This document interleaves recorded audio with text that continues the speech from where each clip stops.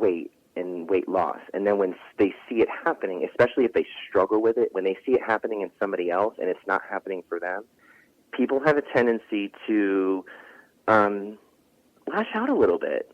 And it's understandable because at the end of the day, I truly feel that there's a certain type of hurt associated with holding weight. There's a certain type of pain that's going on the inside. Secrets. Secrets are going on. Secrets. Yes.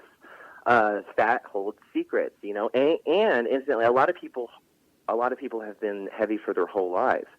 There's a lot that is hiding on your body physically, energy-wise.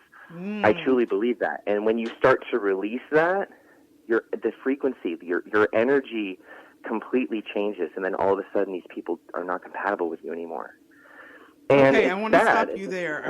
Because that is such an important point, and I think that can be replicated in other areas of life, but with your fat particularly, that when we were having this conversation, and I have thought about fat up ways and down ways, as you know, and we've done some of the diets together over the years. What I realized is that when you said that to me, I thought, wow, what secrets are there? And being a person who deals in energy and frequencies for my actual job and income, I really understand that concept. And I didn't understand why I had never related it to myself in that way. So that was a revelatory statement that you made. And that's why I want to stop and listeners really hear that about your fat holding secrets. And when you're losing it, you're releasing secrets, but also there's a frequency and an energy that goes involved with being at the size you are. And this is going for myself. So this isn't Monette coming to you skinny saying, I figured it out, I'm at a different frequency. This is me saying I'm evolving with you and figuring something out. And Alan brought something to me that caused epiphany to happen within me.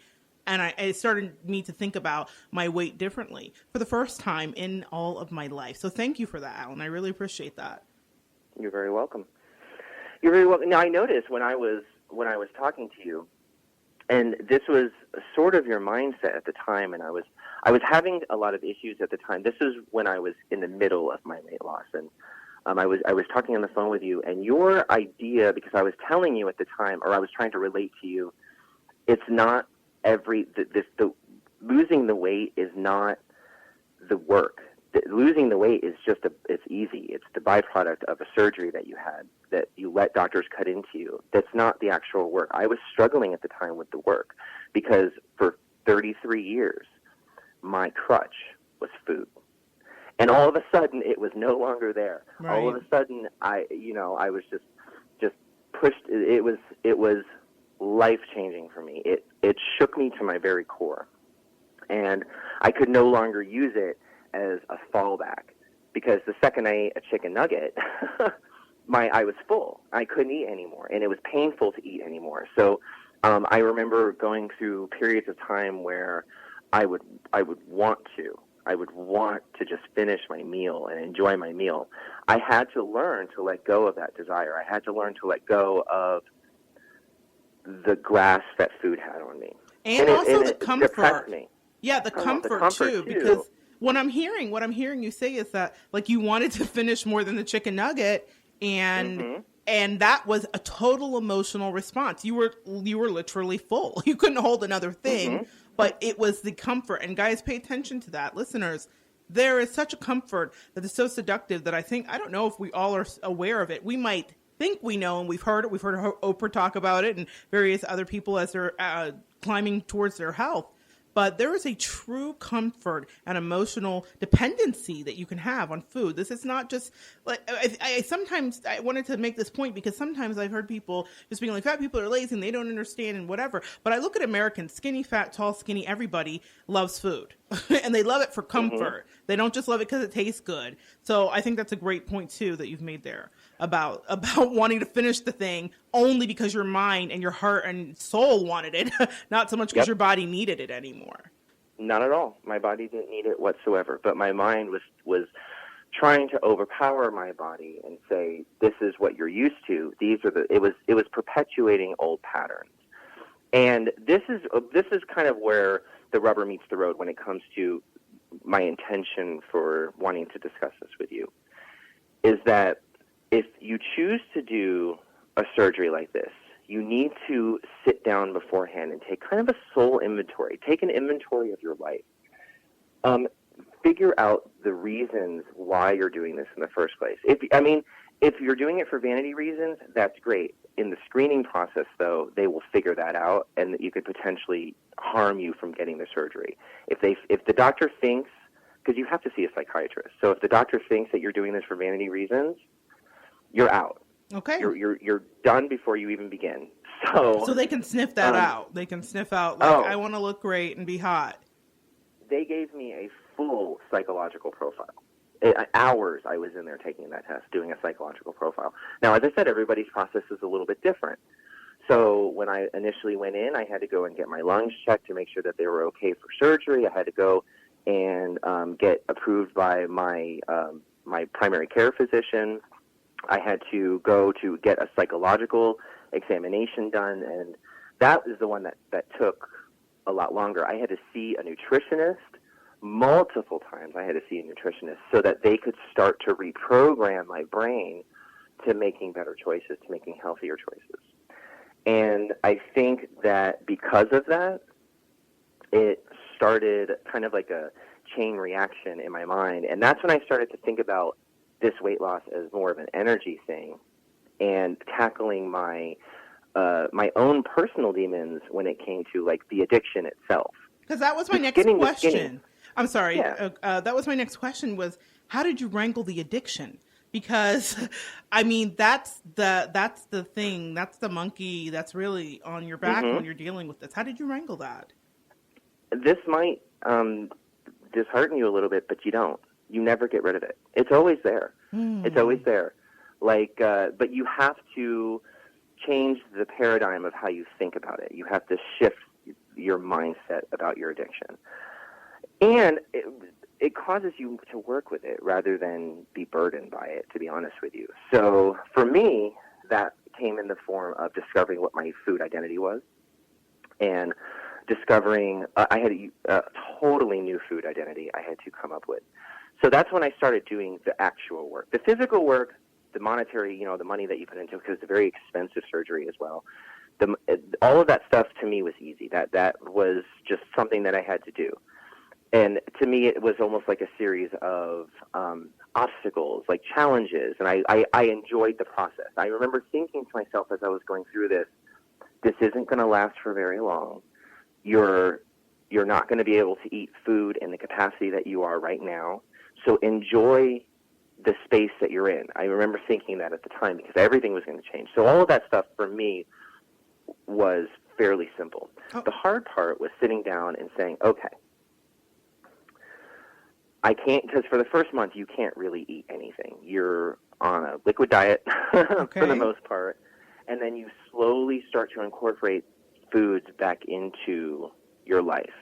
It took me 5 or 6 weeks to even think about eating any meat at all. And when it was very soft fish at the time. It was very soft fish. And so I had to discover a brand new food identity. And what is your food identity now? Well, now, because I put in the research at the time, now I tend to gravitate towards plant-based. Okay. Veganism, vegetarianism. Now, I'm not advocating that for anybody, but what I'm advocating for is for you to look at your own body and your own nutritional needs and come up. It's everything. Everybody's different, so come up with a custom system for you, and it could be fun. Let it be fun. Yeah. So that's in a nutshell kind of how that ball started. So I had to build an entirely new food identity. So I'm losing weight, and all of a sudden it just stops. What was that about? It does. It stops. A lot of times people have hit these little plateaus, and they're normal and they're natural. Your body starts to adjust metabolically to eating less food. Okay. Now, that makes sense. Just kind of like an FYI about this surgery. The surgery really only lasts for about, I would say, anywhere between 12 months to about 15 months, and that's it. By that point, your metabolism has adjusted to the fact that you're only eating 1,500 calories a day, and your body, you stop losing weight. So after that, you have to have, when I say hit the reset button earlier, this is what I meant by that. You have to have put your mind in a place where you're able to hit the reset button. And so that when the time comes and you stop losing weight, that's when you're able to pick up and you're able to continue the journey that you're on. A lot of times people stop at this point, and because they haven't done the work, they start to gain all of the weight back. I've seen it happen time and time again, where the weight just starts slowly creeping back up. And it's happened to me, where you'll notice, but now I have a threshold. When you're 365 pounds, you don't really have a threshold, because 20, 30 pounds, still you still look the same. But 10, 20 pounds after, when you're 220 pounds and you're 6'2" or 3, 10 or 20 pounds that you gain is the difference between being able to button up your pants. Yeah. So, and that's the new normal. And that's what we were talking about at the beginning of the show. Get back to me. Now you know what you have a me to get back to. Now you know. So that's what this surgery has provided you, as a tool to have a barometer of where you need to be.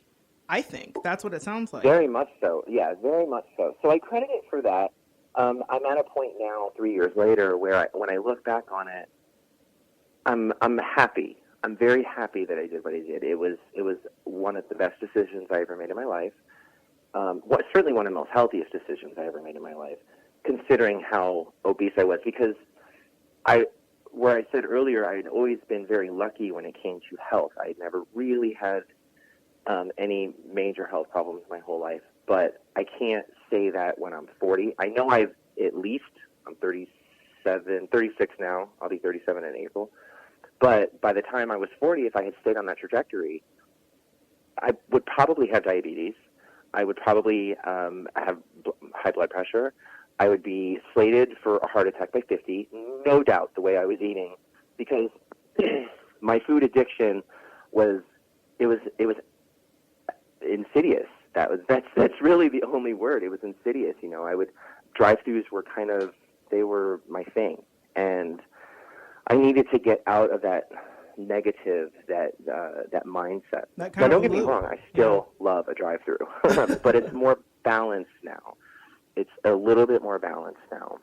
I understand. I really do understand that. Seems like using this tool and utilizing it. And so for people listening, you can achieve balance through this. I think a lot of people have a very hard-nosed approach to weight loss, which is like, if I don't do it myself, and I certainly have been one of those people, then it doesn't count, and it's null and void. And watching Alan go through this experience has really taught me that we are provided with tools, and you utilize them as you should. Now, that may not be the tool for everybody. Like he said, this is up to you to discover, investigate, and trust your angels, which is one of the things he did in his journey. Was he realized that he had better angels coming to him in the form of coworkers saying, we have a tool for you. And he listened. And so that's why it's so important, guys, for you to stay grounded and spiritually open to your opportunities, because they're always around the next corner, and your angels are always communicating with you. I don't think I'll ever be able to say it enough on this show. And so Alan listened to his angels, and they gave him a tool that helped change his life and the course, as he's mentioned, of other people's lives around him. And we're almost getting close to our time, but I just wanted to ask you, Alan, is there anything else that we should know about succeeding in weight loss? And I know that you don't like to say you know it all, because you're still figuring it out, but is there any advice that you can give in closing that you've learned in this?